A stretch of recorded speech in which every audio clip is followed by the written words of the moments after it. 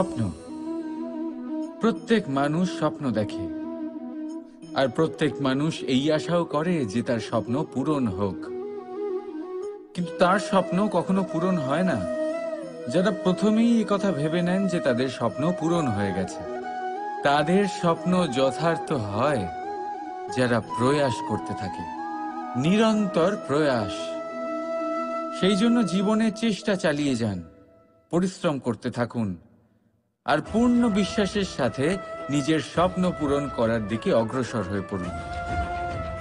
নয়তো এরকম না হয়ে যায় যে অন্য কেউ আপনাকে দিয়ে তার স্বপ্ন পূরণ করিয়ে নেয়।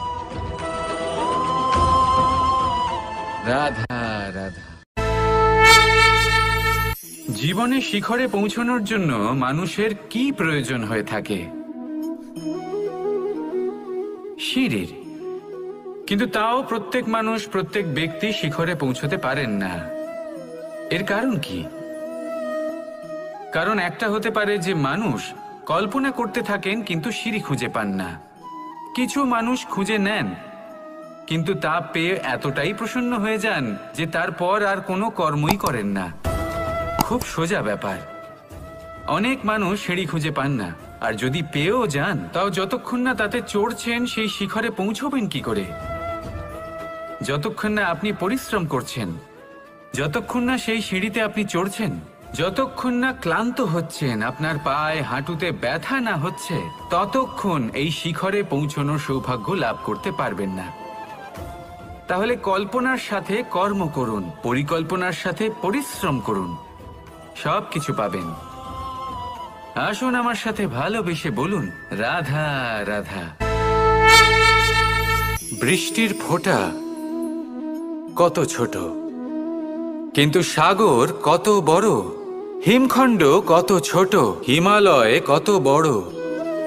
কত পার্থক্য আছে দেখুন। দশরথ পুত্র রাম আর শ্রীরাম। দেখুন, একটা ফোঁটা একসাথে মিলিত হয়ে তখন এই বিশাল সাগর তৈরি হয়। সকল হিমখণ্ড যখন একসাথে মিলিত হয় তখন এই বিশাল মহান হিমালয় গঠিত হয়।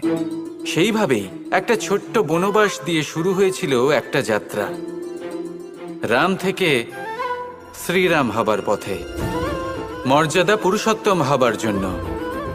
কিন্তু এর থেকে আপনি কি শিখলেন? বিন্দু আসলে মহান নয়, মহান হলো সাগর। হিমখণ্ড মহান নয়, মহান হলো হিমালয়। অর্থাৎ কোনো মহান কাজ করার জন্য বা মহান হবার জন্য আপনাকে আরম্ভ করতে হবে ছোট থেকে। একটা অত্যন্ত সরল কিন্তু একটা গুরুত্বপূর্ণ কথা আমি আপনাকে বলতে চাই।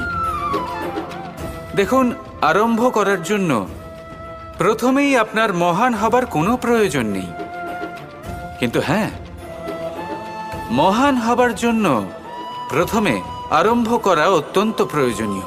আপনি যদি শুরুই না করেন তাহলে কখনো মহান হতেই পারবেন না। প্রকৃত নিষ্ঠা দ্বারা আরম্ভ করুন।